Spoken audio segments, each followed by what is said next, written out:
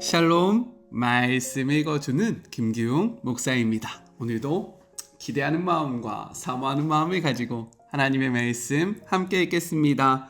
사도행전 4장 32절부터 5장 11절까지의 말씀입니다.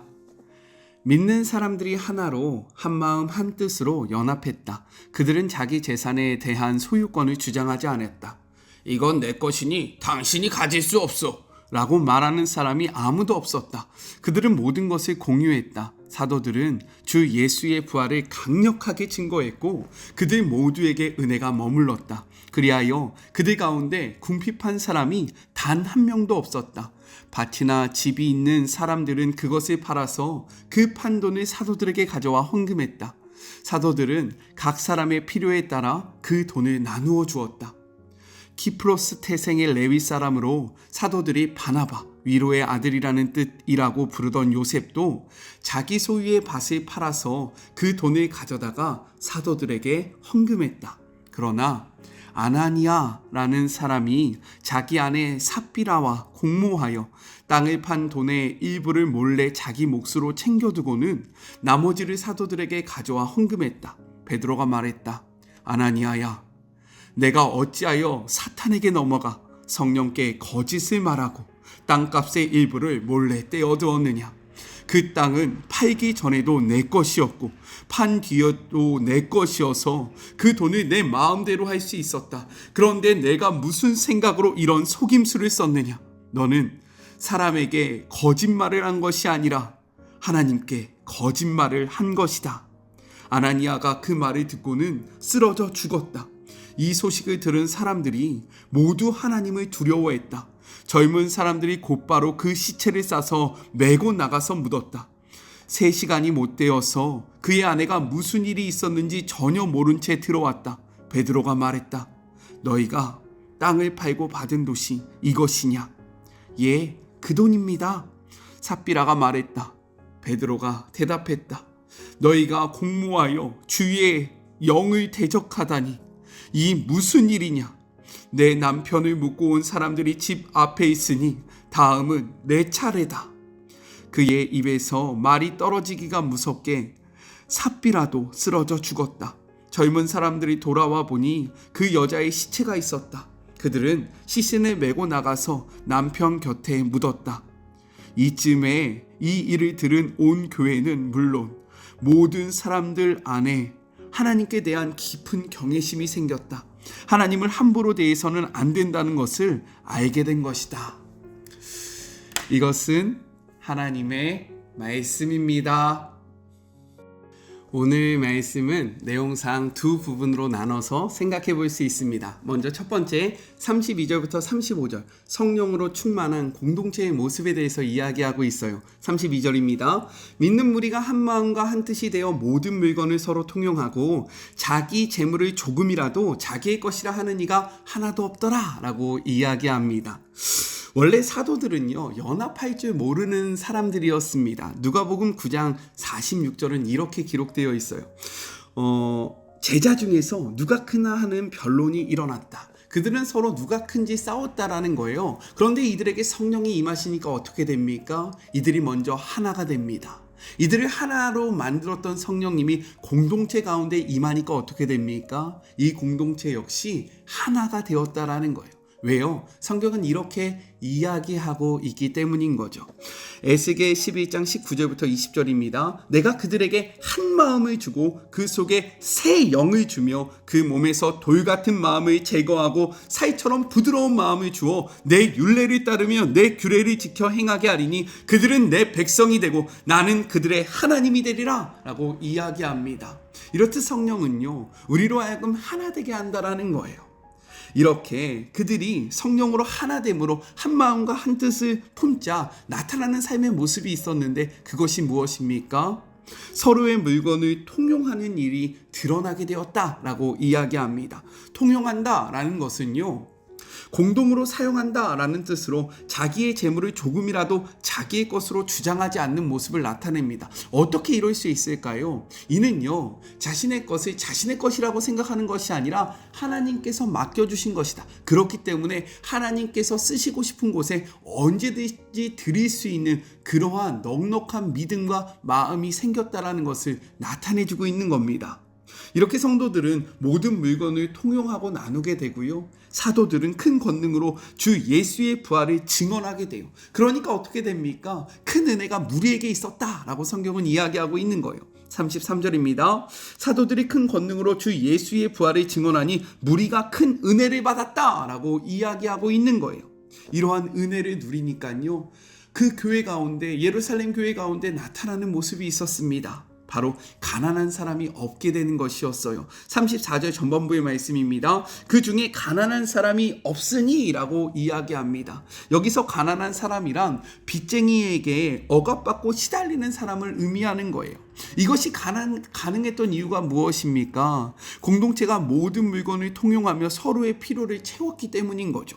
34장 후반절의 말씀입니다. 이는 밭과 집이 있는 자는 팔아 그 판 것의 값을 가져다가.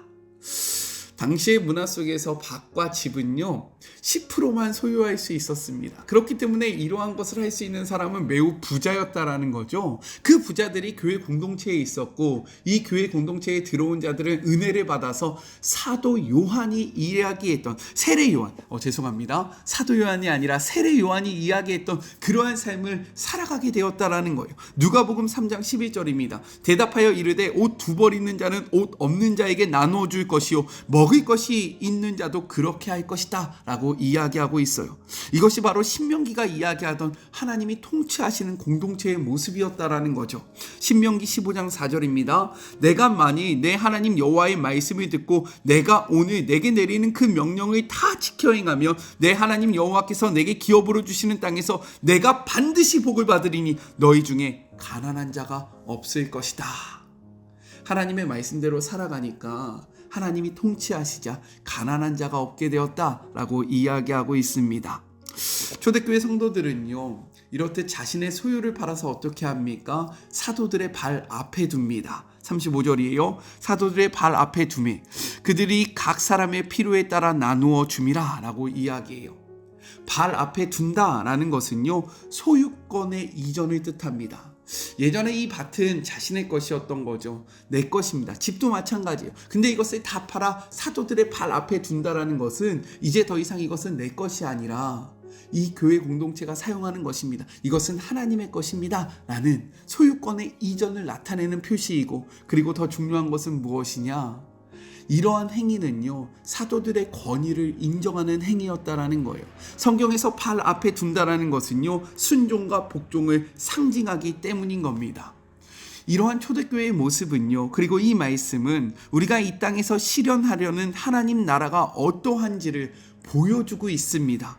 우리는 성령의 인도하심에 따라 한 마음과 한 뜻으로 예수님의 부활을 증언해야 한다라는 거예요. 또한 각자는 자신이 소유한 것을 하나님의 것으로 인정하면서 언제든지 하나님께서 쓰시겠다 하고 하나님의 마음이 있는 그곳에 이것을 내어 드릴 때에 하나님의 나라가 세워져 간다라는 겁니다. 또한 성도들은 목회자의 권위를 인정해야 한다라는 거예요. 아멘이십니까? 저는 참 요즘에 목회자들의 권위가 많이 땅에 떨어졌다라고 생각합니다. 물론 목회자들이 바르게 살지 못해서 이러한 일들이 일어난 것도 인정합니다. 그런데 저는 이것이 과연 목회자들의 잘못만일까 라는 생각을 하게 돼요. 왜입니까? 목회자를 신뢰하지 못할 때 나타나는 그러한 모습이 무엇입니까? 목회자가 전하는 말씀의 은혜를 못 받게 되는 것입니다.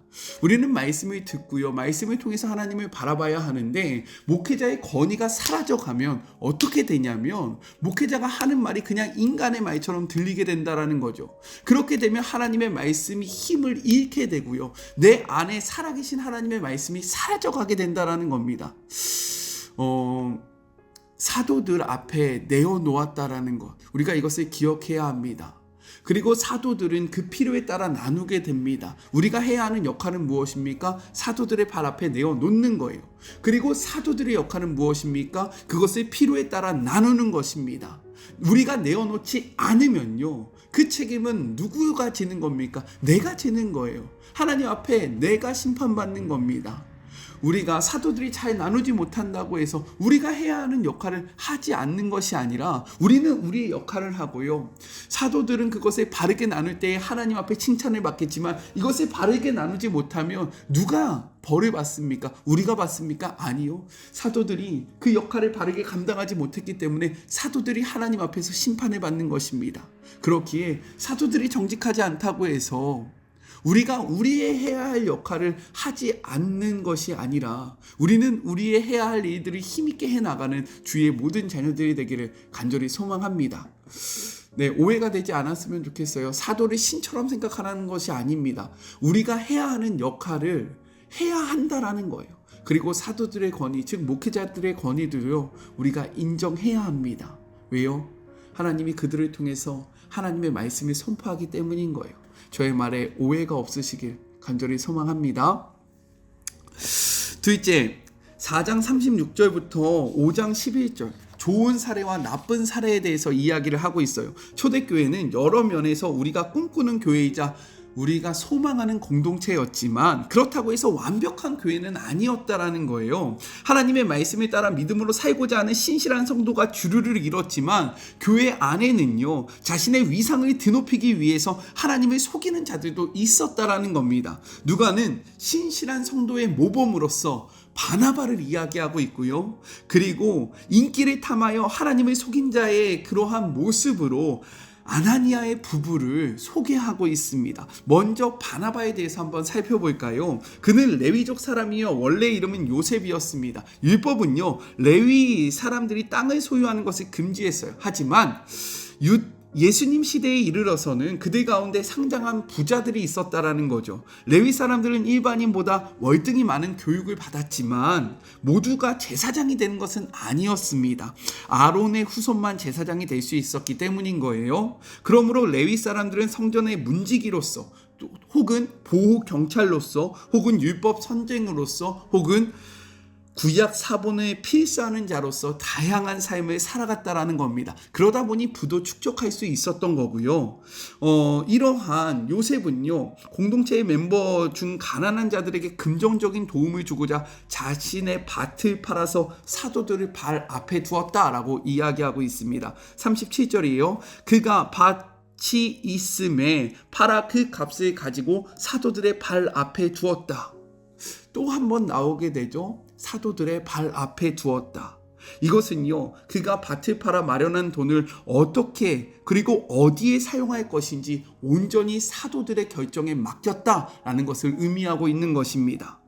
사도들의 리더십에 대한 확고한 신임을 표현하고 있다라는 거예요. 자신이 해야 하는 역할은 이것을 팔아 하나님이 세우신 사도 앞에 주는 것이지 이것을 결정하고 이것을 내 마음대로 하는 것이 아니다. 즉 이 선을 지켰음을 이야기하고 있는 겁니다.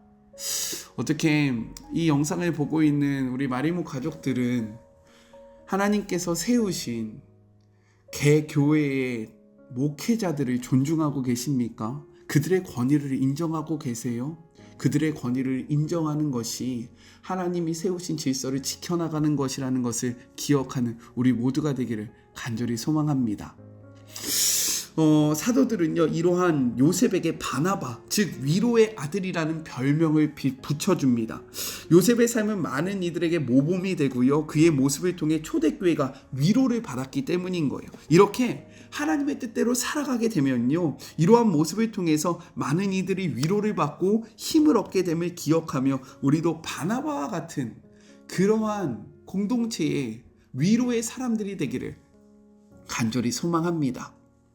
우리가요, 그러한 존재가 되었으면 좋겠습니다. 다음으로는 아나니아 부부에 대해서 이야기하고 있어요. 아나니아의 이름의 뜻은요, 여호와는 자비로우시다 라는 이름의 뜻입니다. 그의 아내 삽비라는요, 아름다운 여인이다 라는 뜻을 가지고 있어요. 그들 역시 자신의 소유를 팔았습니다. 5장 1절이에요. 아나니아라 하는 사람이 그의 아내 삽비라와 더불어 소유를 팔아라고 기록되어 있어요. 중요한 것은 그들이 사도들이나 공동체의 지도자들이 요구해서 강제로 땅을 판 것이 아니었다라는 겁니다. 땅을 판 그들은 자신들의 의지에 따라서 이 모든 것들을 결정했다라는 거예요. 그렇기 때문에 베드로는 이야기하는 거예요. 이 땅을 팔기도 전에도 너의 것이었고 팔고 난 후에도 너의 것이었는데 왜 이러한 일을 하였느냐. 아무도 강요하지 않았음을 나타내주고 있는 겁니다. 그런데 이들은요, 땅을 팔고 나서 상의합니다. 그리고 그 밭의 일부를 감추게 돼요. 성경은 이 감추다라는 단어를 또 언제 썼냐면 여호수아 7장에 아간이 나옵니다. 이 아간이 여리고성에서 얻은 전리품의 일부를 숨겨놓아요. 그때 사용했던 단어를 이 지금 아나니아가 감추다라고 얘기할 때 동일하게 사용하고 있는 겁니다. 즉 아나니아를 제2의 아간으로 묘사하고 있다는 거예요. 구약에서 아간이 있다면 신약에서는 아나니아가 있었다라고 이야기를 하고 있는 겁니다. 이것이 궁금하면 여호수아 7장을 한번 읽어보시면 좋을 것 같아요. 누구의 강요가 아니었기 때문에 아나니아는 그 판 금액의 일부만 가져와도 되었습니다. 그리고 그냥 이 돈이 땅을 팔아서 마련한 전체 금액은 아니었지만 일부를 가져왔다라고 정직하게 이야기하면 아무런 문제가 없었다라는 거예요. 하지만 아나니아는요, 사람들 앞에서 자신의 선행을 과시하기 위해서 내가 하나님 앞에서 얼마나 헌신적인 삶을 살았는지를 드러내기 위해서 마치 전부를 가져온 것처럼 거짓을 꾸몄다라는 겁니다. 베드로는 아나니아의 모습을 이렇게 이야기해요. 3절입니다. 베드로가 이르되 아나니아야 어찌하여 사탄이 내 마음에 가득하여 내가 성령을 속이고 땅값 얼마를 감추었느냐라고 이야기하고 있어요. 아나니아의 마음이 사탄으로 가득 찼다라고 이야기하고 있는 거죠. 그런데 중요한 것은 무엇입니까? 그의 마음이 사탄에 빼앗긴 것으로 말미암아 이가 변명을 삼을 수는 없었다라는 거예요. 왜냐하면요, 우리는 각자의 행동에 책임을 져야 한다라는 겁니다. 사탄이 항상 우리를 유혹하는 것은 사실이에요. 그러나 사탄이 우리를 대신해서 죄를 지을 수는 없다라는 겁니다. 행동도 그리고 죄도 우리의 선택의 결과이기 때문에 우리는 이 선택에 책임을 져야 한다라고 이야기하고 있는 거예요. 사탄으로 말미암아 네가 이러한 일을 했어도 이 일은 너의 선택이고 너의 결과이다 라고 이야기하고 있다라는 겁니다. 아나니아는 이러한 거짓말로 사람을 속일 수 있다라고 생각했고요, 사람만 속인다라고 그렇게 생각했어요. 하지만 베드로는 무엇이라고 이야기합니까? 이것은 하나님을 속이는 일이다 라고 선포하고 있어요. 4장 후반절의 말씀입니다. 어찌하여 이 일을 내 마음에 두었느냐? 사람에게 거짓말한 것이 아니요 하나님께로다 라고 말씀하고 있습니다. 이 말을 듣고 그는 즉시로 죽음을 맞이하게 되고요, 잠시 뒤에 도착한 그의 아내 역시 그와 똑같이 거짓말을 하다가 죽음을 맞이하게 됩니다. 어찌 보면 이는 가혹한 행위처럼 느껴질 수 있어요. 왜요? 그도요 하나님 앞에 밭을 팔았고요, 일부지만 그 돈을 하나님 앞에 드렸기 때문인 겁니다. 그런데 왜 하나님은 유독 이들을 혹독하게 대했을까요? 그 이유에 대해서 두 가지로 생각해 볼 수 있어요. 먼저는 교회의 순수성을 지키기 위함입니다. 이 일은요, 하나님이 이 세상에 세우신 첫 교회인 예루살렘 공동체가 시작된 지 얼마 되지 않아서 일어났다라는 거예요. 교회라는 단어가 이 일 가운데 처음으로 쓰이게 됩니다. 11절이에요. 온 교회와 이 일을 듣는 사람이 다 크게 두려워하였다. 이 일로 말미암아 하나님을 경외하게 되었다라는 거예요. 즉 이 일이 그들의 기준점이 되었다라고 이야기하고 있는 겁니다. 둘째는요, 성령의 임재 때문입니다. 예루살렘 교회는요, 지금 오순절에 임한 성령의 충만함을 경험하고 있다라는 거죠. 성령의 임재가 강력했기 때문에 이적과 회심도 크게 일어났다라는 거예요. 중요한 것은 성령의 임재가 강력할수록 죄에 대한 심판도 강력해지고 곧바로 일어나야 함을 기억해야 한다라는 겁니다. 성경은요, 무엇이라고 이야기하냐면 히브리서 12장 29절 이렇게 이야기하고 있어요. 우리 하나님은 소멸하는 불이라. 성령님은요, 하나님의 영입니다. 그런데 하나님은요, 소멸하는 불이래요. 그렇기 때문에 죄를 태우는 강력한 불이 죄와 함께 할 수 없음을 이 사건을 통해서 분명히 우리에게 보여주고 계신 겁니다. 이러한 아나니아의 부부 이야기는요, 세상에 있는 모든 믿음 공동체에게 주시는 강력한 경고가 된다라는 거예요. 이 말씀 앞에 우리 모두 사람들의 칭찬과 존경을 받기 위해서 하나님을 속이고 스스로를 높이는 아나니아 부부가 아니라 하나님을 온전히 따름으로 겸손히 사도들의 권위를 인정하며 자신의 소유를 팔았던 바나바, 위로의 사람이 되기를 간절히 소망합니다. 우리 같이 기도할까요? 하나님 아버지, 오늘 이 말씀이 우리에게 기준점이 되기를 소망합니다. 성령님은요, 우리를 하나 되게 합니다. 한 마음과 한 뜻을 품으면요, 우리가 해야 하는 모습이 있는데 하나님의 권위를 인정하며 우리의 것이 아니라 하나님의 것이라는 것을 고백함으로 하나님이 허락하신 공동체의 삶을 돌보는 것입니다. 주님, 우리는 어떠합니까? 우리의 삶의 시선이 우리에게만 고정되어 있지는 않습니까? 각자의 소유를 팔아 필요한 자들에게 나누어 주었던 그러한 초대교회의 모습을 바라보며 옷이 2벌 있는 자는 1벌도 없는 자에게 나눠주고 양식이 많은 자는 양식이 적은 자를 나눠주며 정말로 이 땅 가운데 하나님의 나라를 온전히 이루어가는 주의 모든 자녀들 되게 하여 주시옵소서. 오직 이 일은 성령이 충만할 때만 가능함을 고백하오니 우리가 성령 충만함을 구하게 하여 주시옵시고, 하나님은 업신여김을 받으시는 분이 아니시오니 우리가 하나님을 속이는 일에 앞장서지 아니할 수 있도록 도와여 주시옵소서. 주님, 우리가 바나바와 같이 교회와 주의 모든 자들을 위로하는 자들이 되기를 소망합니다. 우리의 모습 속에 아나니아처럼 하나님과 사람을 속이려는 모습이 있다면 오늘 이 시간 다 내려놓게 하여 주시옵시고, 주님을 사랑하고 교회의 권위를 인정하고 사도들의 권위를 인정했던 아나니아의 삶을 살아감으로 우리가 살아가는 공동체의 위로가 되고 소망이 되는 우리 모두가 되게 하여 주시옵소서. 함께 하실 주님을 바라보며 거룩하신 예수 그리스도의 이름으로 간절히 기도드립니다. 아멘. 오늘의 말씀을 통해서 이 일을 통하여 온 사람들이 하나님을 경외했던 것처럼 우리의 삶에 하나님을 향한 두렵고 떨리는 마음이 다시 한번 샘솟기를 간절히 소망합니다. 저는요, 또 내일 만나도록 할게요. 사랑하고 주님의 이름으로 축복하면서 오늘 하루도 힘내세요. 우리 내일 만나요. 안녕. 오늘도 수고하셨습니다.